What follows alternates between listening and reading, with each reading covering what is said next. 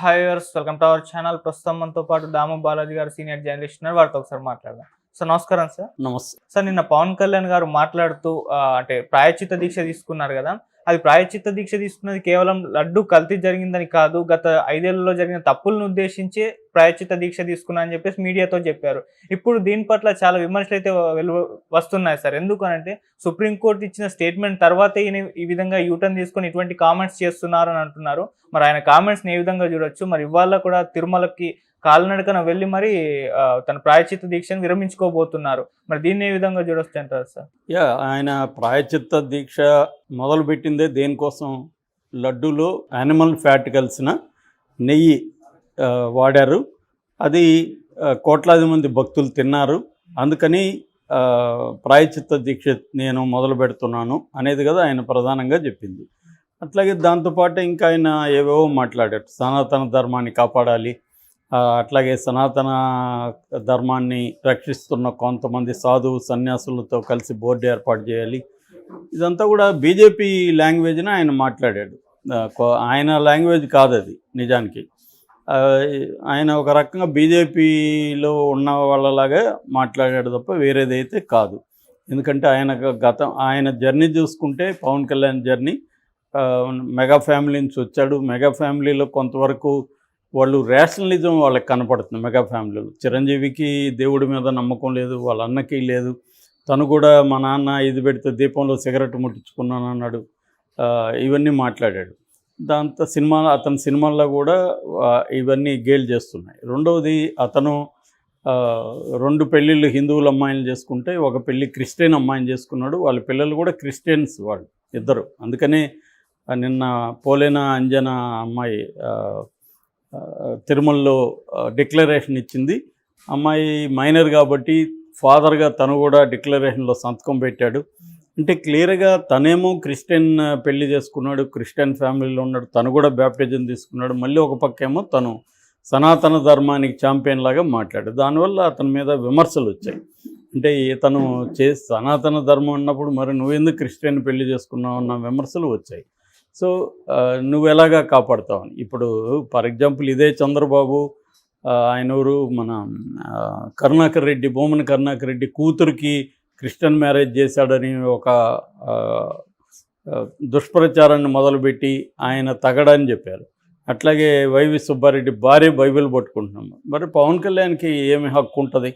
ఆయన ఇంకా వాళ్ళన్న కూతురు ఈయనైతే పెళ్ళే చేసుకున్నాడు కదా. మరి సో కరుణాకర్ రెడ్డి కూడా మీ బాలకృష్ణ కూడా వచ్చాడు మా కూతురు పెళ్ళికి, ఆయన అడుగు నేను క్రిస్టియన్ చేశానా అని కూడా ఆయన రిటార్డ్ ఇచ్చాడు.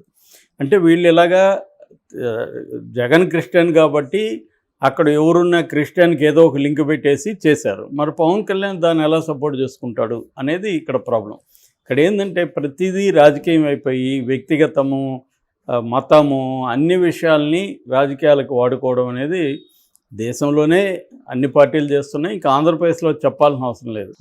జగన్ చేస్తాడు, చంద్రబాబు చేస్తాడు, పవన్ కళ్యాణ్ వీళ్ళిద్దరికంటే ఎక్కువ చేస్తాడు. అలాగా పవన్ కళ్యాణ్ ఈ లడ్డు అంశాన్ని చంద్రబాబుకి ఇబ్బందికరంగా మారే పరిస్థితిలో నుంచి తను దాన్ని డైవర్ట్ చేశాడు. సో ఒక రకంగా నేను అందుకనే కట్టప్ప అని కూడా మొన్న అన్నాను. ఎందుకన్నానంటే చంద్రబాబుని కాపాడడమే పవన్ కళ్యాణ్ ఈ 10 ఏళ్ళుగా చేస్తున్నాడు. చంద్రబాబు అధికారంలో ఉన్నప్పుడు చంద్రబాబుని కాపాడడం కోసమే జగన్ ఎక్కడ ఉద్యమాలకు సంబంధించి లేకపోతే యాక్టివిటీకి సంబంధించి అనౌన్స్ చేసినా అక్కడికి ముందుగానే దాన్ని డైవర్ట్ చేయడానికి వెళ్ళిపోయేవాడు తను. సో తర్వాత జగన్ అధికారంలో ఉన్నప్పుడు కూడా తను జగన్కి వ్యతిరేకంగా అనేక చోట్ల ఇదే పనులు చేశాడు. అంటే అతని జర్నీ చూసుకున్నప్పుడు ఒకవైపు ఏమో సెక్యులర్ లేదా లెఫ్ట్ దీని నుంచి కనబడుతుంది అతని జర్నీ. ఎందుకంటే బిగినింగ్లో మాస్టర్జీతో తిరిగేవాడు. మాస్టర్జీ అంటే దళిత గద్దర్ అని చెప్పుకోవచ్చు. సో ఆయనతో ఎక్కువగా తిరిగేవాడు, గద్దర్తో అసోసియేట్ అయ్యేవాడు.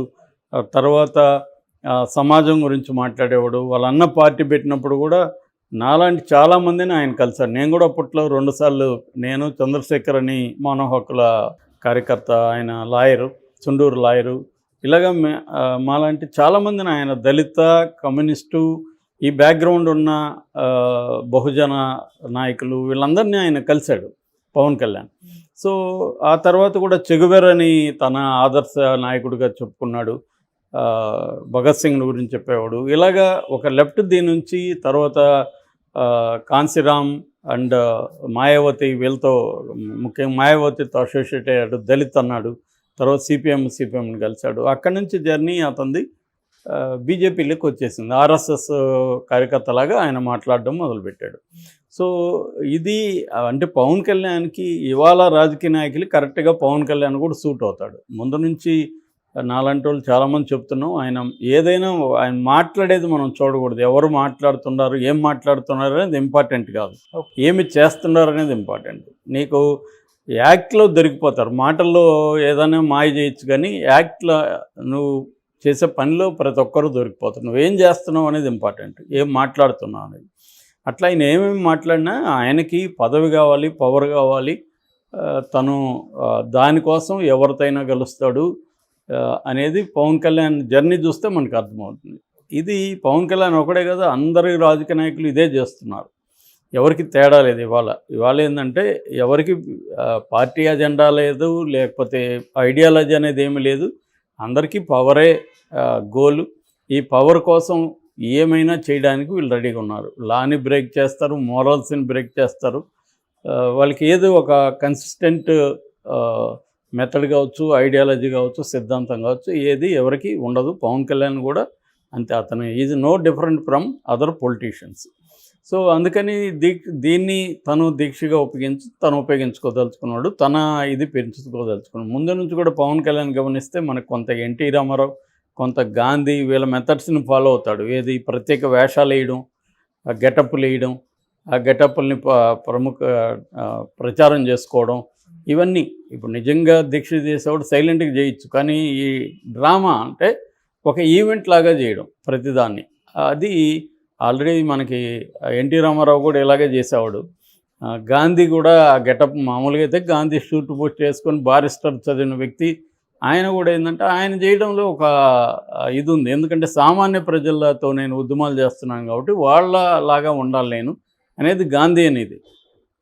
ఆయన ఏమేది ఇట్లా పవర్ కోసం ఇంకో దేశం డ్రామాలు ఆడిన వ్యక్తి కాదు గాంధీ. ఆయన్ని నేను ఓన్లీ వేషాలకు సంబంధించి మాత్రం పోలుస్తున్నాను తప్ప వేరే కాదు. కానీ ఇది ఎన్టీ రామారావు మళ్ళీ ఆయనకి డ్రామాల లక్షణం ఉంది. ఆయన రకరకాల కార్మికుల బట్టలు వేసుకుని కొద్ది రోజులు, వివేకానంద బట్టలు వేసుకుని కొద్ది రోజులు, కాషాయం, రకరకాలుగా ఆయన ప్రయోగాలు చేసేవాడు. అలాగే పవన్ కళ్యాణ్ కూడా అదే పద్ధతిలో ఉన్నాడు. సో ఈ కాంటెక్స్ట్లో సుప్రీంకోర్టు తీవ్రంగా తప్పుపట్టింది. అది మనం ఆల్రెడీ వీడియోలు చేసాము. పవన్ కళ్యాణ్ని, చంద్రబాబుని ఇద్దరిని తప్పు. చంద్రబాబు పేరు సుప్రీంకోర్టు ఓపెన్గానే మాట్లాడింది. కాకపోతే పవన్ కళ్యాణ్ కూడా వస్తుంది. ఎందుకంటే ఈయన కూడా చంద్రబాబు కంటే ఎక్కువ సపోర్ట్ చేశాడు. ఈయన కల్తీ జరిగిందని ఈయన దీక్ష చేశాడు. కల్తీ జరగలేదని సుప్రీంకోర్టు చెప్తుంది. అంటే కల్తీ జరిగిన నెయ్యిని వాడలేదని సుప్రీంకోర్టు చెప్పింది. కల్తీ జరిగిందా లేదా అనేది నిర్ధారణ కాలేదు. ఎట్లా నిర్ధారణ కాలేదు? ఇచ్చిన సంస్థ కాఫ్ అనే సంస్థ ఎన్డీటీవీ వాళ్ళది ఫాల్స్ పాజిటివ్ కూడా ఉండొచ్చు అని చెప్పింది. అంటే మీకు గ్యారంటీగా ఇది పాజిటివ్ అని చెప్పలేదు వాళ్ళు. ఫాల్స్ పాజిటివ్ కూడా ఉండొచ్చు అన్నప్పుడు నువ్వు ఇంకొక 1-2 టెస్టులు చేయించాలి. అప్పుడు అది కూడా నిర్ధారణ వస్తే దాని మీద ఎంక్వైరీ చేసి అప్పుడు మాట్లాడాలి. ఇవేవి జరగకుండానే, ఎందుకంటే ఫాల్స్ పాజిటివ్ కాకుండా అది యానిమల్లో నుంచి వస్తుంది కాబట్టి యానిమల్ ఫీడ్ వల్ల కావచ్చు, ఆ యానిమల్ సంబంధించిన లో ఎనర్జీస్ ఉన్న యానిమల్ నుంచి కావచ్చు, టెక్నికల్ ప్రాసెస్లో ఇబ్బందులు కావచ్చు, వీటి వల్ల కూడా ఈ యానిమల్ ఫ్యాట్ కానీ ఇంకోటి కలవచ్చు. ఎందుకంటే యానిమల్లో నుంచి వచ్చే మిల్క్ యానిమల్లో వచ్చే ఫ్యాట్ కలవడం అనేది కామన్ అనేది అందరూ చెప్తున్నారు. అది ఏదో మైనర్ వ్యవహారం తప్ప అది మేజర్గా కలిపితే లడ్డూలో కంప్లీట్గా అసలు ఎవరు తినలేరు. కాబట్టి ఇవన్నీ తేలకముందే వీళ్ళిద్దరూ, చంద్రబాబు చెప్పాడు, పవన్ కళ్యాణ్ దాన్ని నెక్స్ట్ స్టెప్కి తీసుకెళ్ళి దీన్ని నాన్ హిందూగా మార్చేశాడు. దీన్ని చంద్రబాబు ఏమో దాన్ని రాజకీయంగా జగన్కు వ్యతిరేకంగా సెన్సేషన్ చేసి తన పరిపాలనకు సంబంధించి కావచ్చు, స్టేట్లో ఉండే తన పరిపాలనకు సంబంధించిన ఫెయిల్యూర్ కావచ్చు, వీటి మీద దృష్టి మరల్చడానికి చంద్రబాబు చేశాడు. ఇది అందరూ డైవర్షన్ పాలిటిక్స్ అనేవి, జగన్ కూడా 5 ఏళ్ల పాటు డైవర్షన్ పాలిటిక్స్లో బ్రహ్మాండంగా సక్సెస్ అయ్యాడు. అదే పని చంద్రబాబు కూడా చేస్తున్నాడు. దీన్ని మళ్ళీ డైవర్షన్ పవన్ కళ్యాణ్ చేశాడు. అయితే సుప్రీంకోర్టు తప్పుపట్టేసరికి సుప్రీంకోర్టు నిజానికి పవన్ కళ్యాణ్ సారీ చెప్పాలి సుప్రీంకోర్టుకి, హిందువులకి సారీ చెప్పాలని, చంద్రబాబు సారీ చెప్పాలా, పవన్ కళ్యాణ్ సారీ చెప్పాలని దేశవ్యాప్తంగా కూడా డిమాండ్ వస్తుంది. అది వదిలేసి ఇతను మళ్ళీ ఒక యూటర్న్ తీసుకొని గత 5 ఏళ్లలో జరిగిన అనేక తప్పులకి ఇతను ప్రాయశ్చిత్తం చేస్తున్నా అంట. 5 ఏళ్ళు జరిగితే మీద కదా గవర్నమెంట్. అందుకనే మన ప్రకాష్ రాజ్ అదే అడుగుతున్నాడు, గవర్నమెంట్లో నువ్వు ఉన్నావు, నువ్వు డిప్యూటీ సీఎం, 5 ఏళ్లలో అవకతవకలు జరుగుంటాయి, అక్రమాలు జరుగుంటాయి, దాని మీద విచారణ జరిపించి చర్య తీసుకొని వాళ్ళని జగన్ను ఇంకొకరినో జైళ్ళల్లో పెట్టండి. అది చేయకుండా నువ్వు ఈ డ్రామాలు ఏంటి, ఈ అవతారాలు ఏంటి అని ప్రకాష్ రాజ్ కూడా అన్నాడు. ఆయన కరెక్ట్గానే అడిగాడు. ఎందుకంటే ఈ డ్రామాలు అవతారాలు కాదు ప్రజలకు కావాల్సింది, పని కావాలి. ప్రజల సమస్యలు బోల్డ్ ఉన్నాయి. ఆల్రెడీ నిన్న కూడా ఆటో వాళ్ళ ధర్నాలు చేస్తే మాకు అందలేదని వాళ్ళని పోలీసులు రానివ్వలేదు, సెక్షన్ 30 పెట్టి అక్కడ అరెస్టులు చేస్తున్నారు. సో విజయవాడ వరదల్లో దెబ్బతిన్న వాళ్ళకి సరైన హెల్ప్, సహాయం అందట్లేదు, అది చేయాలి. అట్లాగే విశాఖ ఉక్కు ఒకప్పుడు ఈయన సపోర్ట్ చేశాడు, 4200 మందిని తీసేశారు, వాళ్ళకి చేయాలి. వాలంటీర్లు ఈయన కూడా వాగ్దానం ఇచ్చాడు, 10,000 ఇస్తాం మేమని. వాలంటీర్లు 2,50,000 మంది వాలంటీర్లు ఉద్యోగాలు పోయినాయి. సో దీన్నంతా కూడా పవన్ కళ్యాణ్ అడ్రస్ చేయాలి. బోలెడు సమస్యలు ఉన్నాయి, లా అండ్ ఆర్డర్ ప్రాబ్లం చాలా పెద్ద ఎత్తున ఉంది. దీన్ని ఈయన ఈ 100 రోజుల్లో ఏ సమస్యని తను పట్టించుకోవాలి. అప్పుడప్పుడు అదేదో కార్యక్రమం పెట్టి వాళ్ళ దగ్గర తీసుకోవడం అది మంచిదే, అదేం చెడ్డదేం కాదు. పవన్ కళ్యాణ్ అది చేయడాన్ని ఖచ్చితంగా అప్రిషియేట్ చేయాలి. కానీ మేజర్ ప్రాబ్లమ్స్, సూపర్ 6 అమలు చేయలేకపోవడం, ఇవన్నీ బాధ్యత తీసుకొని ఆయన చేయాలి తప్ప, అంటే గవర్నెన్సు, డెవలప్మెంటు, వెల్ఫేర్, ఈ 3 ఆస్పెక్ట్లలో పవన్ కళ్యాణ్ ఏం చేశాడు ఈ 100 రోజుల్లో? జీరో, ఏమీ చేయలేదు. చేయకుండా ఈ లడ్డుకు సంబంధించి ఈ డ్రామా చేస్తూ ఇప్పుడు యూటర్న్ తీసుకొని నేను చేసింది దీక్ష లడ్డుకు కాదు అని ఆయన ఏమన్నా చెప్పగలడు, ఎప్పుడు ఏదైనా మాట్లాడగలడు. ఆయన వీడియోలు అన్నీ కానీ ఒక దగ్గర పెడితే మనకు పిచ్చా ఇతనికి పిచ్చా అనే ఫీలింగ్ అయితే ఖచ్చితంగా వచ్చే విధంగా ఉంటుంది. ఎందుకంటే అన్నిసార్లు ఆయన మారుతూ ఉంటుంది, దీంట్లో కూడా అదే మారింది. సో అదే కొత్త కాదు. ఇప్పటికైనా పవన్ కళ్యాణ్ నేను చెప్పిన ఈ 3 అంశాలు, గవర్నెన్స్, డెవలప్మెంటు, తర్వాత సంక్షేమం, ఈ 3 అంశాల మీద దృష్టి పెట్టాలి. బోలెడు పని ఉంది, అది వదిలేసి ఆయన దగ్గరే 5 శాఖలు ఉన్నాయి. 5 శాఖల్లో ఎంత పని ఉంటుందో మనకు తెలుసు.